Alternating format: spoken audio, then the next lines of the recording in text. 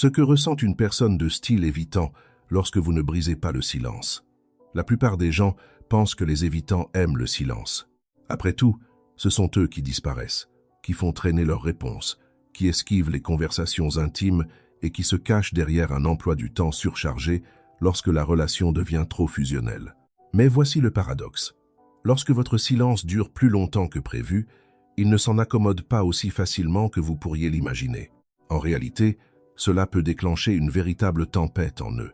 Les évitants ont l'habitude d'avoir le contrôle de la distance émotionnelle.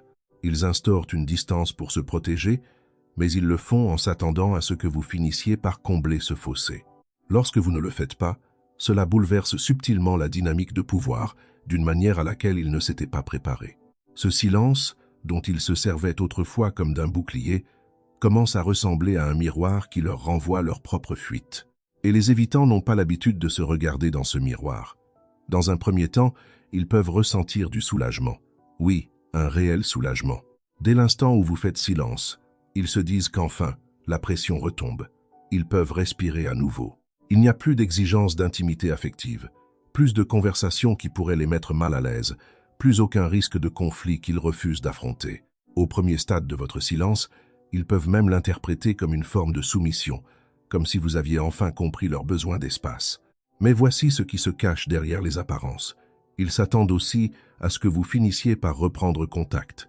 Dans leur esprit, ils sont persuadés qu'il ne s'agit que d'une pause, et non d'une rupture définitive. Lors de ces premiers jours, votre silence nourrit leur ego bien plus que leurs angoisses. Ils ont l'impression de maîtriser la situation. Ils pensent avoir remporté la bataille de la distance. Mais ce n'est que le début. Lorsque votre silence se prolonge au-delà de la durée qu'il s'était fixée mentalement, un changement subtil s'opère. Les évitants vivent dans un monde où ils dictent le rythme des rapprochements et des éloignements. Mais lorsque vous ne brisez pas le silence, ils perdent cette emprise. Ils ne l'admettront peut-être pas, mais les évitants aiment savoir qu'ils peuvent renouer avec vous selon leurs propres conditions. Ils aiment vous garder en orbite, dans l'attente de leur prochain signe. Lorsque cette certitude s'effondre, lorsque votre silence perdure, leur sentiment de sécurité dans la relation commence à se fissurer. Au début, ils tentent de rationaliser. Ils se disent que vous êtes simplement très occupé, que vous leur laissez de l'espace, que vous finirez bien par revenir. Mais au fil des jours, la certitude de votre retour s'estompe. Apparaît alors la première étincelle d'inquiétude. Elle est infime au départ, à peine un murmure dans leur esprit. Ils en viennent à se demander s'ils sont allés trop loin. Les évitants se considèrent rarement comme ceux qui risquent de perdre l'autre. Ils ont construit leur vie autour de l'idée que l'intimité peut toujours être restaurée au moment où ils s'estiment prêts. Mais désormais, face à votre absence totale de réaction, le socle de cette certitude commence à trembler. C'est à ce moment-là qu'ils commencent à faire de subtiles apparitions, en regardant vos stories, en aimant une ancienne publication, ou peut-être en envoyant un message flou pour prendre de vos nouvelles, le tout sous des airs totalement détachés. Ils ne vous diront jamais ouvertement que vous leur manquez, mais ces petits cailloux semés sur le chemin sont la façon qu'a un évitant de tâter le terrain. Si votre silence reste inébranlable, il se produit alors quelque chose que la plupart des gens ne parviennent jamais à accomplir. Cela fait ressentir votre absence à l'évitant d'une manière qui transperce enfin son armure émotionnelle. Les évitants sont passés maîtres dans l'art d'étouffer leurs propres besoins affectifs. Ils ont appris très tôt dans la vie que désirer intensément conduit inévitablement à la souffrance. Ils réduisent donc ces désirs au point de les rendre presque invisibles. Cependant, votre silence prolongé force ces désirs à remonter à la surface. Ils peuvent alors commencer à éprouver un léger manque qu'ils ne parviennent pas tout à fait à nommer. C'est là toute l'ironie de la situation. Ils réclamaient de l'espace, mais maintenant qu'ils l'ont obtenu, et ce, de façon absolue, ils ne sont plus si certains de l'apprécier. C'est également à cet instant que les jeux psychologiques débutent, non pas nécessairement dans un but de manipulation, mais plutôt comme un mécanisme de défense. Ils peuvent se persuader que vous jouez la carte de l'indifférence, que vous êtes en colère et cherchez à les punir, ou bien que vous avez rencontré quelqu'un d'autre. Ces scénarios sont rarement exacts, mais ils permettent à l'évitant de rejeter ce sentiment de malaise sur des éléments extérieurs à lui-même.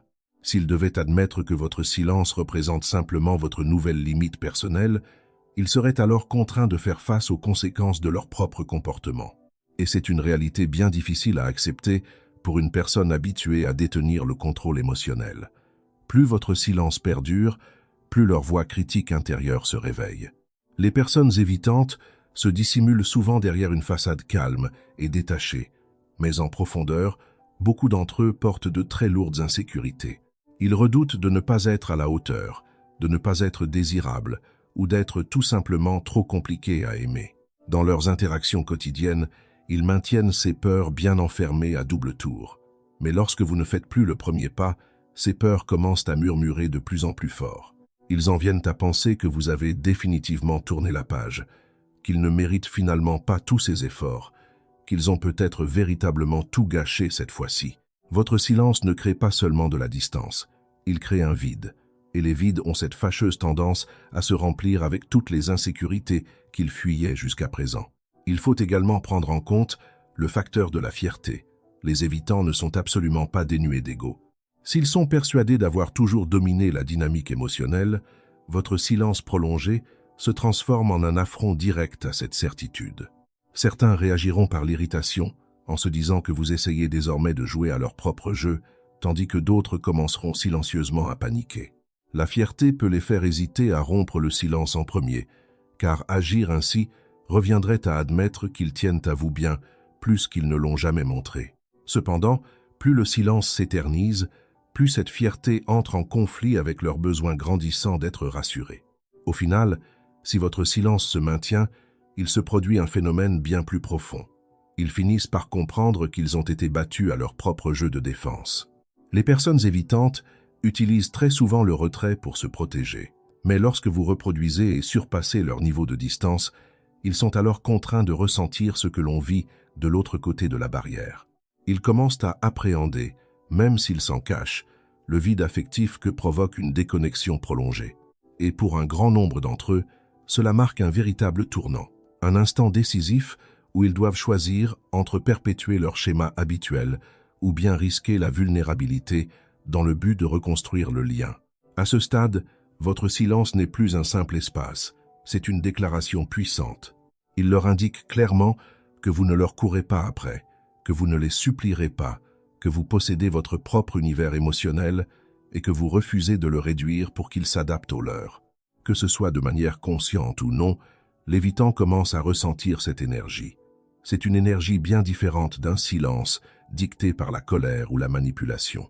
C'est le silence d'une personne qui est véritablement en paix à l'idée de lâcher prise si cela s'avère nécessaire. Et c'est cette attitude, bien plus que toute autre chose, qui peut susciter à la fois un profond respect et une véritable peur chez un évitant. Du respect, car vous avez prouvé que vous êtes capable de maintenir vos positions sans faire de drame, et de la peur, car ils réalisent soudainement que vous êtes tout à fait capable de vivre sans eux. Lorsque les évitants perçoivent ce basculement, certains tenteront de renouer le contact, bien que cela se fasse de manière extrêmement discrète. Un message d'apparence banale, l'envoi d'une image amusante ou un intérêt soudain pour l'une de vos activités. Il s'agit la plupart du temps de simples tests pour vérifier si votre porte est toujours ouverte. Pour d'autres, en revanche, ce silence les poussera à se refermer encore davantage, surtout s'ils ne se sentent pas prêts à assumer les risques affectifs qu'impliquerait un rapprochement. Dans un cas comme dans l'autre, vous venez de bouleverser les règles tacites de la relation. Ce qui est fascinant, c'est que votre silence ne les a pas modifiés. Il a simplement révélé leur véritable nature. Il a fait remonter à la surface des émotions qu'ils ont pour habitude de garder profondément enfouies. De la curiosité, de l'insécurité, du manque et parfois même du regret. Il a mis en lumière à quel point leur contrôle au sein des relations amoureuses repose avant tout sur la volonté de l'autre partenaire à réduire la distance. Et cela leur a rappelé, peut-être pour la toute première fois, que la distance n'est jamais à sens unique. Si vous vous retrouvez un jour dans cette position, il est crucial de comprendre que garder le silence n'a pas pour but de punir ou de manipuler l'autre. Il s'agit plutôt de détourner votre attention de leur comportement pour vous recentrer sur votre propre amour-propre. Lorsqu'un évitant ressent le poids de votre absence de manière bien plus intense qu'il ne l'aurait imaginé, ce n'est pas parce que vous avez remporté une victoire. C'est tout simplement parce qu'il expérimente pour la toute première fois ce que l'on ressent lorsque sa porte de sortie habituelle débouche sur une pièce totalement vide, au lieu de s'ouvrir sur une personne qui l'attend patiemment. Et à cet instant précis, qu'il l'admette ou non, Ils prennent conscience qu'ils ont croisé la route d'une personne qui refuse de se laisser contrôler par le silence. Et n'oubliez jamais, la véritable sagesse ne consiste pas à tenter de contrôler les autres, mais bien à maîtriser ses propres émotions.